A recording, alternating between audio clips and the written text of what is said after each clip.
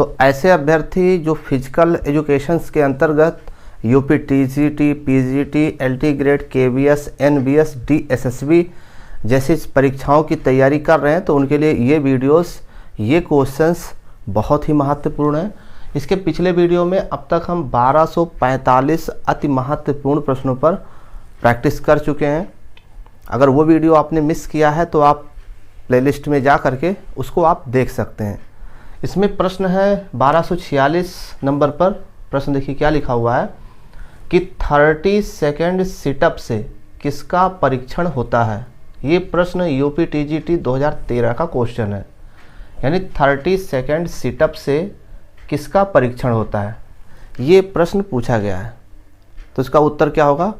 तो देखिए 30 second sit-up से जो परीक्षण से खिलाड़ी के पेट की शक्ति, सहन शक्ति और गति का परीक्षण किया जाता है। तो इसमें ये वही प्रश्न है जो अक्सर पेपर में पूछे गए हैं, उसी से संबंधित हम प्रश्न पर लगातार प्रैक्टिस कर रहे हैं और इससे ये पता चलेगा कि कैसे प्रश्न हमें पढ़ने चाहिए या किस प्रकार के प्रश्न पेपर में पूछे जाते हैं। ठीक है, अगला प्रश्न है 1247 पर। देखिए, पुलिंग और पुशिंग कौशल प्रयुक्त होता है। ये यूपी टीजीटी 2013 का क्वेश्चन है कि पुलिंग और पुशिंग जो कौशल है वो किस खेल में प्रयुक्त होता है। ठीक है, तो इस टाइप के क्वेश्चन आते हैं। और तो इसका सही जवाब क्या होगा? पुलिंग यानी खींचना और पुशिंग यानी कि धक्का देना।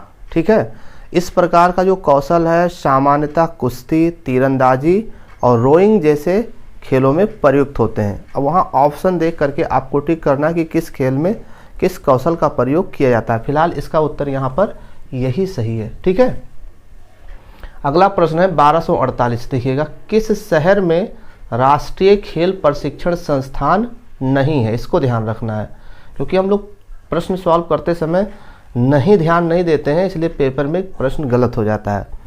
पेपर में जो क्वेश्चन गलत होता है कभी कभी नॉलेज की कमी की वजह से नहीं, पेपर को ध्यान से ना पढ़ने की वजह से गलती हो जाती है। थोड़ा ध्यान देना कि किस शहर में राष्ट्रीय खेल, ठीक है, प्रशिक्षण संस्थान नहीं है। इस टाइप का ये क्वेश्चन है।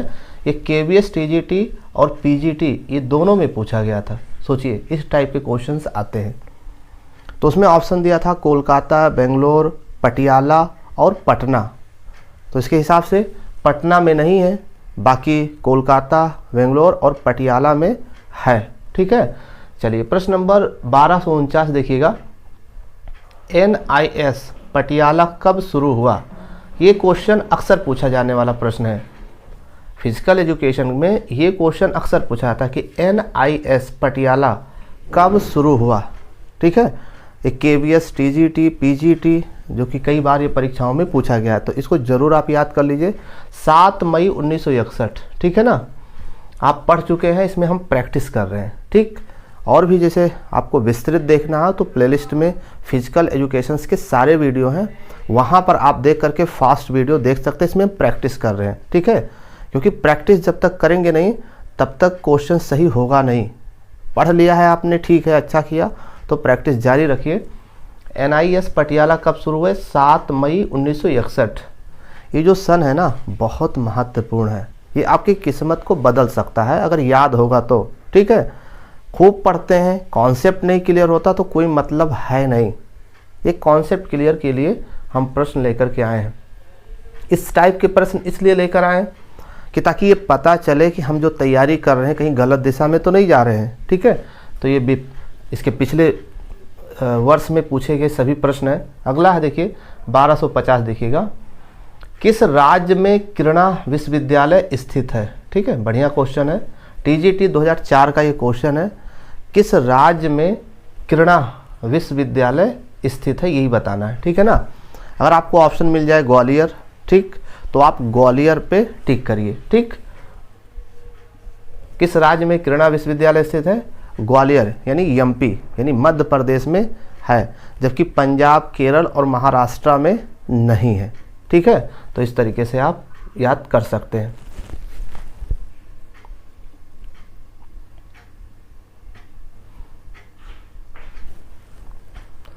देखिए अब बात करते हैं प्रश्न नंबर 1250 की। ठीक है, पूछा जा रहा है कि किस राज्य में किरणा विश्वविद्यालय स्थित है।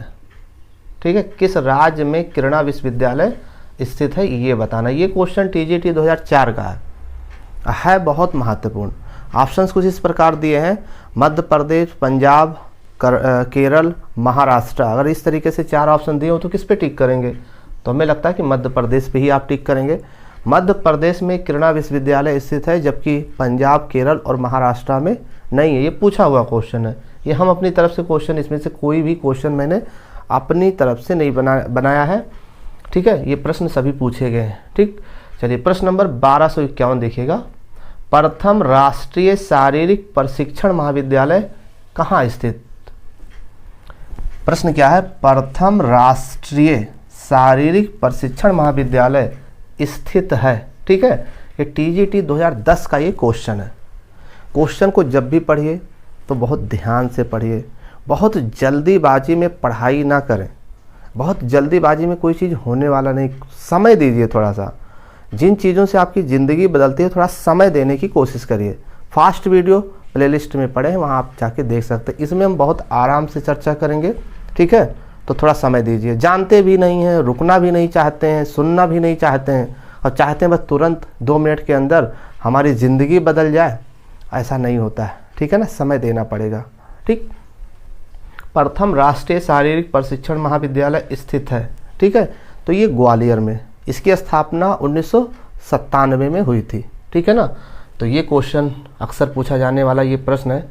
चलिए अब बात करते हैं अगले प्रश्न की। प्रश्न नंबर 1252। ठीक है, लक्ष्मीबाई शारीरिक शिक्षा कॉलेज के प्रथम प्रधानाचार्य कौन थे?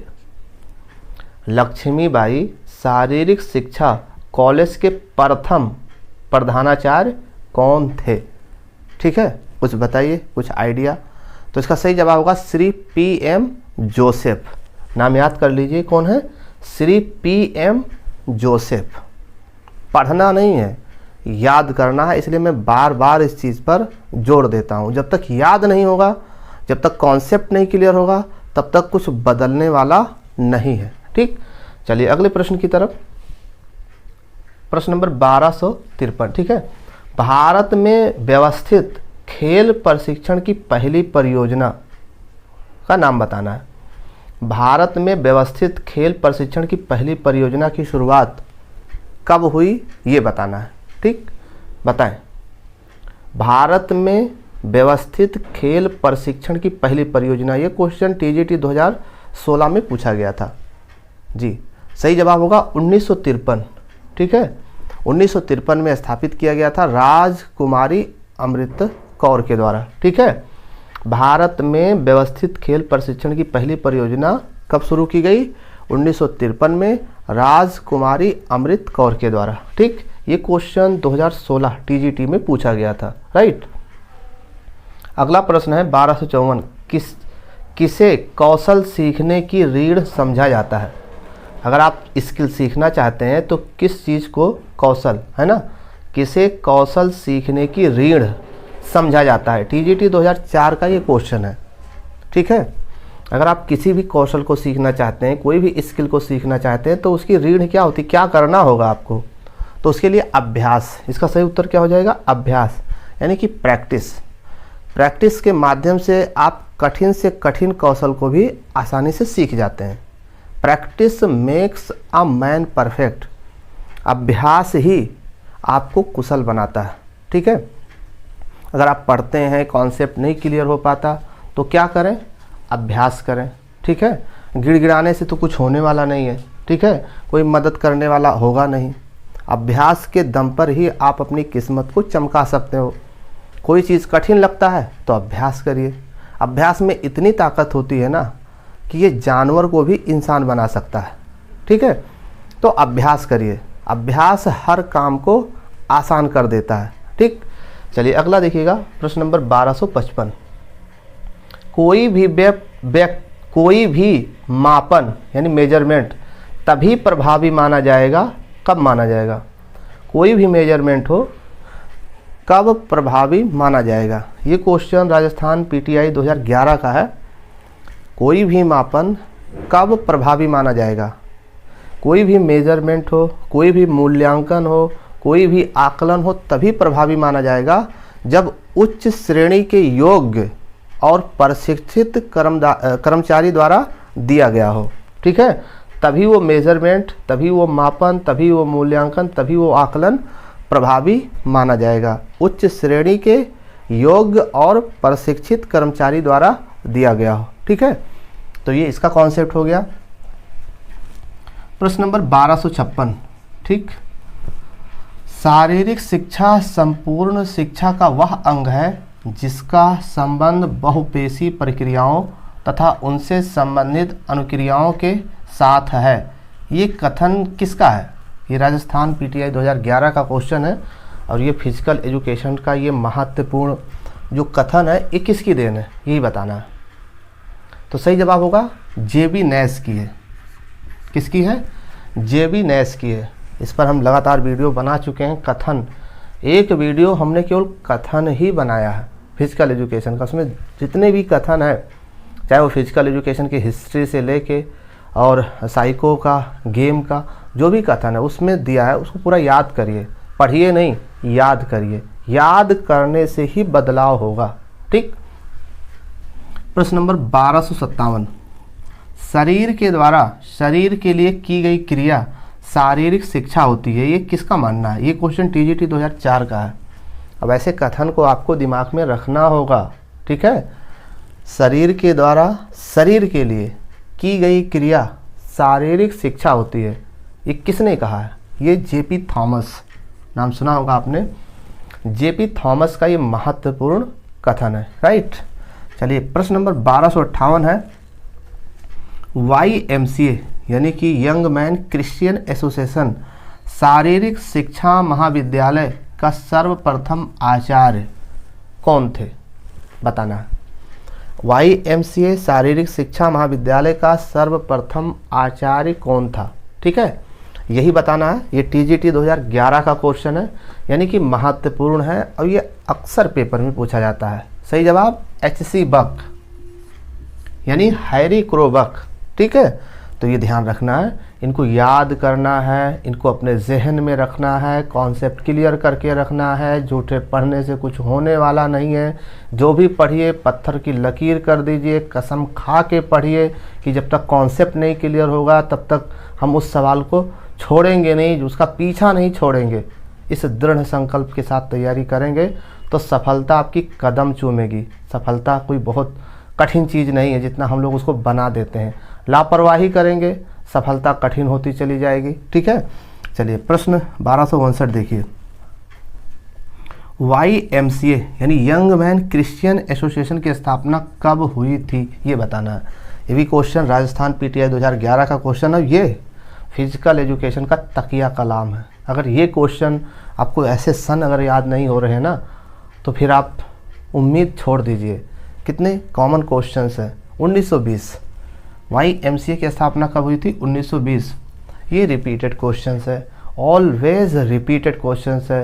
ये फिजिकल एजुकेशन का ABCD है, मैनी टाइम्स ये पूछा जा चुका है। ठीक है, तो आप इसको ज़रूर याद करिए। हम वही क्वेश्चंस लेके आए हैं जो रिपीट हो रहे हैं बार बार और रिपीट होते हैं, वो गलत ना होने पाए। ठीक है, अगर ये नहीं गलत होगा ना तो फिर सिलेक्शन होना तय है। खुद पे भरोसा रखिए। अगला प्रश्न देखिए 1260। जॉर्ज विलियम ने YMCA की स्थापना कब की थी? जॉर्ज विलियम ने YMCA की स्थापना कब की थी? सही जवाब 1844 में। ठीक है ना, कब? 1844। इसलिए मैं नहीं लिख रहा हूँ सन कि ताकि उसको याद करिए, क्योंकि ऑलरेडी मैं लिख चुका हूँ, लिख के बना चुका हूँ, ऑलरेडी है, ये प्रैक्टिस के लिए है। ठीक है, तो जिसके पास समय है वही रुके। बात समझ में आ गई? तो इसमें मैं प्रैक्टिस कर रहा हूँ, इसलिए एक क्वेश्चन को कई बार बोलूँगा, 50 बार बोलूँगा, 100 बार भी बोल सकता हूँ। खोपड़ा में जाना चाहिए। ठीक है ना, खोपड़ा में जब तक जाएगा नहीं, जब तक हम इसको लगातार बोलते ही रहेंगे। अभ्यास करनी होगी, बिना अभ्यास के कोई क्वेश्चन नहीं हो सकता। प्रश्न नंबर 1261 देखिएगा। NCC और NSS जैसे शिविरों के आयोजन को प्रोत्साहित करने वाले अभिकरण कौन कौन से हैं? ये UP TGT 2013 का क्वेश्चन है। ठीक है, तो सही जवाब हो जाएगा शासकीय एजेंसियां। वो शासकीय एजेंसियां जो एनसीसी और एनएसएस जैसे शिविरों के आयोजन को प्रोत्साहित करते हैं। ठीक है, चलिए प्रश्न नंबर 1262, अंतराल प्रशिक्षण से विकसित होता है। ये राजस्थान पीटीआई 2013 का क्वेश्चन है कि जो अंतराल प्रशिक्षण होता है इससे क्या विकसित होता है। आपके जवाब आने चाहिए और सही जवाब आने चाहिए गति सहन शक्ति। अंतराल प्रशिक्षण से क्या विकसित होता है? गति सहन शक्ति, ये विकसित होता है। बस इतने दिमाग लगाना है, ज़्यादा दिमाग नहीं लगाना है। हम लोग ज़रूरत से ज़्यादा दिमाग लगा देते हैं, इसलिए प्रश्न कभी कभी गलत हो जाता है। ठीक है, तो आप अपने दिमाग को एक सामान्य स्थिति में रखिए, दिमाग को शांत करके तैयारी करिए, प्रश्न को ध्यान से पढ़िए, पढ़ने के बाद में सही डिसीजन लीजिए, गलत कभी होगा ही नहीं। ठीक है ना, हड़बड़ी में, बड़ी जल्दीबाजी में, बड़े ओवर कॉन्फिडेंस में कोई भी डिसीजन लेंगे ना तो आता हुआ भी क्वेश्चन आपका गलत हो जाएगा। तो सावधान रहिए, सतर्क रहिए, कहीं आपकी जल्दीबाजी में, कहीं आपके ओवर कॉन्फिडेंस में, कहीं आपके अहंकार में, कहीं आपका क्वेश्चन गलत ना हो जाए। ऐसे क्वेश्चन अगर ऐसे गलत होने लगेगा तो फिर ज़िंदगी कैसे बन सकती है। प्रश्न नंबर 1263, प्रयास और पुनः शक्ति प्राप्ति का सिद्धांत आधारित है। प्रयास और पुनः शक्ति प्राप्ति का सिद्धांत आधारित है किस प्रशिक्षण विधि पर, ये बताना है। ये क्वेश्चन टीजीटी 2004 का है, इस टाइप का क्वेश्चन पूछा गया था। तो प्रयास और पुनः शक्ति प्राप्ति का जो सिद्धांत है वो अंतराल प्रशिक्षण विधि पर आधारित है। ठीक है ना, और इसका प्रतिपादन बिकला ने किया था। तो ये थे वो फिजिकल एजुकेशन के वो प्रश्न जो अक्सर पेपर में आते हैं